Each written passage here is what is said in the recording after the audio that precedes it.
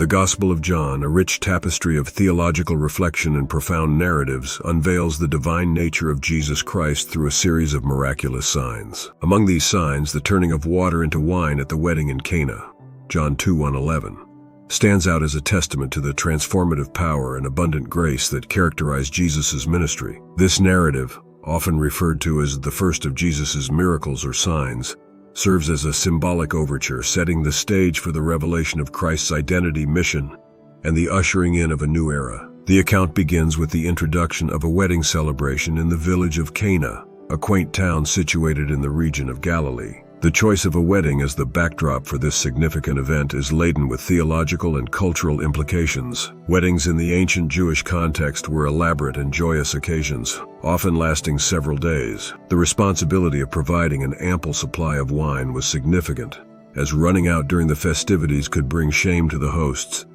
In this cultural milieu, the narrative unfolds, offering a glimpse into the socio-religious dynamics of the time. The central figures in this narrative include Jesus, his mother Mary, and the host of the wedding feast. While the bride and groom remain unnamed, their presence becomes a canvas upon which the divine brushstroke of Jesus' miracle is painted. Mary, the mother of Jesus, plays a pivotal role by bringing the shortage of wine to her son's attention, and her actions set the stage for the miraculous intervention.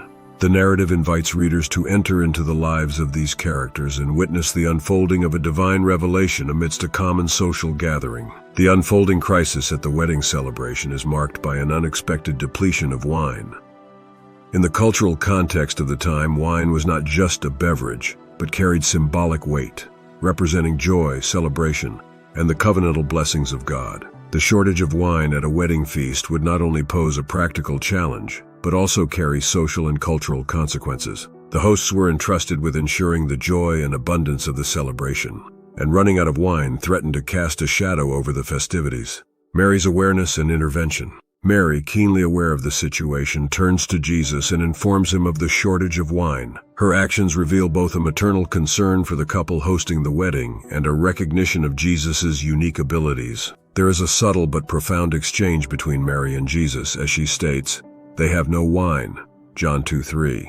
Mary, in bringing the need to Jesus, exemplifies the intercessory role she plays in this narrative, implicitly trusting in her son's capacity to address the predicament. Jesus' response, "My hour has not yet come." Jesus' initial response to Mary seems somewhat enigmatic. He says, "Woman, what does this have to do with me? My hour has not yet come," John 2:4. The term woman is not disrespectful but carries a broader significance, possibly alluding to Mary's role in the fulfillment of God's plan. Jesus' mention of "my hour" hints at a divine timetable, a predetermined sequence of events in his ministry that aligns with the unfolding of God's redemptive plan. This response marks the beginning of Jesus' public ministry, signaling the initiation of a series of signs that will progressively unveil his glory and mission. Mary's implicit trust, "Do whatever he tells you." Despite Jesus' initial response, Mary does not press further. Instead, she turns to the servants and offers a directive that encapsulates a profound theological truth. "Do whatever he tells you," John 2-5. Mary's statement is not just a pragmatic instruction, but an invitation to faith and obedience. It serves as a pivotal moment in the narrative, highlighting the trust Mary places in her son's ability to bring about a solution to the crisis. Her words echo throughout the centuries, resonating as an enduring call to faith and obedience for all believers. The elements of the miracle, stone water jars. Jesus, moved by Mary's concern and perhaps sensing the opportune moment in the divine timetable, takes action. Nearby, there are 6 stone water jars used for Jewish purification rituals. Each jar could hold between 20 to 30 gallons. The choice of these specific vessels is laden with symbolism. The stone jars, used for ceremonial washing, represent the Old Covenant and the rituals associated with purification. By utilizing these jars, Jesus establishes a connection between the old and the new, signaling a transformation that transcends ritualistic practices. Instructions to the servants, filling and drawing. Jesus instructs the servants to fill the stone jars with water. The obedience of the servants is notable.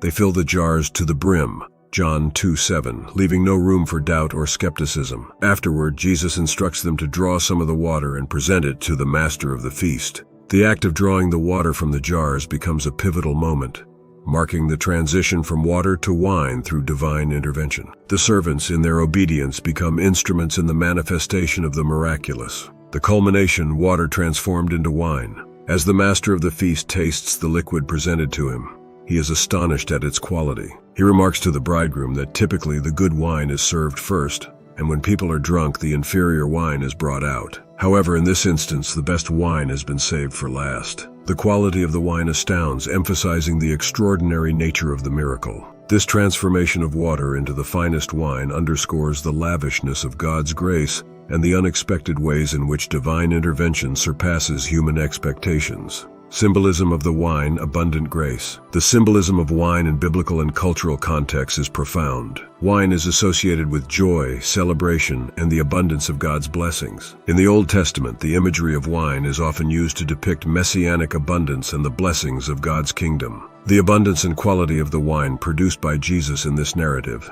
symbolize the richness of God's grace poured out for humanity. It goes beyond meeting a social need at a wedding feast. It points to the inauguration of a new covenant marked by spiritual abundance and fulfillment. Theological insights, new covenant and joyful fulfillment. The turning of water into wine in the Gospel of John serves as a powerful metaphor for the inauguration of a new covenant marked by abundance, joy, and spiritual fulfillment. The water, representative of the Old Covenant's ritual purification, is transformed into the finest wine, symbolizing the surpassing quality of the grace brought by Jesus. This miracle echoes the prophetic vision of a messianic age where God's blessings overflow, and it challenges conventional notions by presenting the best wine at the end, emphasizing the superior nature of the new covenant inaugurated by Christ. The quality and abundance of grace. The quality of the wine produced by Jesus becomes a theological statement in itself. Its excellence communicates the surpassing nature of the grace that Jesus brings. This grace is not merely sufficient, it is extravagant. The generosity of God's grace, symbolized by the abundance and excellence of the wine, challenges human notions of merit and deserving. It reinforces the idea that God's blessings are not earned, but are freely given, and they far exceed what human efforts or rituals could achieve. Ecclesiological implications. The church as the bride of Christ. The choice of a wedding as the setting for this miraculous sign has broader ecclesiological implications. Throughout the New Testament, the church is metaphorically referred to as the bride of Christ, and the eschatological consummation is portrayed as a grand wedding feast. The transformation of water into wine at the wedding in Cana becomes a symbolic foreshadowing of the ultimate union between Christ and his church. The joyous celebration of the wedding feast serves as a glimpse into the future eschatological reality when the church, as the bride, will be united with the bridegroom in the eternal banquet. Disciples' response, belief and discernment. The disciples, witnesses to this inaugural sign of Jesus' ministry, play a significant role in the narrative. John notes, "This, the first of his signs, Jesus did at Cana in Galilee and manifested his glory. And his disciples believed in him," John 2:11. The response of the disciples is characterized by belief, marking the beginning of their journey of understanding and following Jesus. The disciples, through this miraculous event, begin to discern the glory of Jesus, recognizing that he is more than a mere teacher or rabbi. He is the manifestation of divine glory and grace. Theological reflection, incarnation, and redemptive significance. The turning of water into wine carries profound theological reflections related to the incarnation and redemption. In the act of transforming water into wine, Jesus enters into the human experience, sanctifying and elevating ordinary elements to convey divine truths. This miracle becomes a precursor to the redemptive work of Christ, where the ordinary elements of bread and wine in the Eucharist are transformed into vehicles of grace, signifying his sacrificial death and the nourishment of believers through his body and blood. Symbolic significance of 7 water jars. The use of 7 stone water jars in this narrative adds another layer of symbolism to the miracle. The number 7, often associated with completeness and perfection in biblical imagery, suggests a divine completeness to the transformative work being initiated. By choosing 7 jars, Jesus symbolically completes the Old Covenant rituals associated with water, signaling the arrival of a new and perfect covenant marked by the outpouring of the Spirit. This choice underscores the divine authority and completeness of the transformation at Cana. Theological significance, turning the ordinary into extraordinary. The miracle at the wedding in Cana serves as a powerful metaphor for the transformative nature of Christ's ministry. Jesus takes the ordinary, water, a fundamental element of life, and stone jars used for purification, and transforms them into something extraordinary, the finest wine. This act is emblematic of Jesus' ability to take the commonplace aspects of human existence and infuse them with divine significance and abundance. It speaks to the overarching theme of God's redemptive plan, transforming the ordinary aspects of life into vessels of extraordinary grace, challenging cultural norms and expectations. The manner in which Jesus performs this miracle challenges cultural norms and expectations. Instead of a grand display of divine power, Jesus chooses a discreet and humble setting, a wedding in a small village. He addresses a practical need within the context of a social celebration, demonstrating a concern for the ordinary aspects of human life. This subversion of expectations becomes the recurring theme in Jesus' ministry, challenging preconceived notions of power, prestige, and the nature of the Messiah. The reversal of expectations, best wine last. The master of the feast's astonishment at the quality of the wine reveals a deliberate reversal of expectations. Typically, the best wine is served first, and as the guests become intoxicated, the inferior quality is brought out. However, in this case, the best wine is saved for last. This reversal challenges conventional notions of the expected sequence of events and highlights the unexpected and surpassing nature of the new covenant inaugurated by Jesus. It underscores the divine principle of abundance, where the joyous fulfillment of God's promises exceeds human understanding. Theological implications, abundance of grace and joy. The abundance of wine in this narrative becomes a symbol of the lavish generosity of God's grace. It transcends the immediate need at the wedding feast, pointing towards the overarching theme of divine abundance and joy.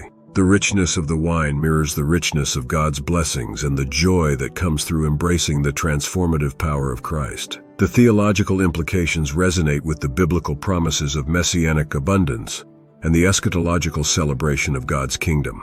Application to faith and obedience. Mary's directive to the servants, "Do whatever he tells you," encapsulates a broader theme that resonates throughout the Gospel of John. The call to faith and obedience. The servants, despite the seemingly ordinary nature of their task, obey Jesus' instructions, and in doing so, become participants in the unfolding miracle. This underscores the invitation for believers to trust in Jesus and heed his guidance even in seemingly mundane aspects of life. The narrative encourages a posture of faith that transcends rational understanding and a willingness to obey the commands of Christ. Conclusion. The significance of the miracle. The account of Jesus turning water into wine in the Gospel of John is far more than a historical record of a miraculous event. It is a theological masterpiece that unveils the multifaceted nature of Jesus' ministry and the transformative power of his grace. Through this miracle, Jesus initiates a series of signs that progressively reveal his identity, mission, and the nature of the new covenant he brings. The wedding feast at Cana becomes a symbol of the joyous fulfillment of God's promises, where the ordinary elements of life are transformed into vessels of divine abundance. The quality of the wine speaks to the surpassing nature of God's grace, challenging human notions of merit and deserving. The ecclesiological implications connect the narrative to the ultimate union between Christ and his church in the eschatological banquet. The turning of water into wine encapsulates the essence of Jesus' ministry, the transformation of the ordinary into the extraordinary, the initiation of a new covenant marked by abundance and joy, and the invitation for believers to respond with faith and obedience.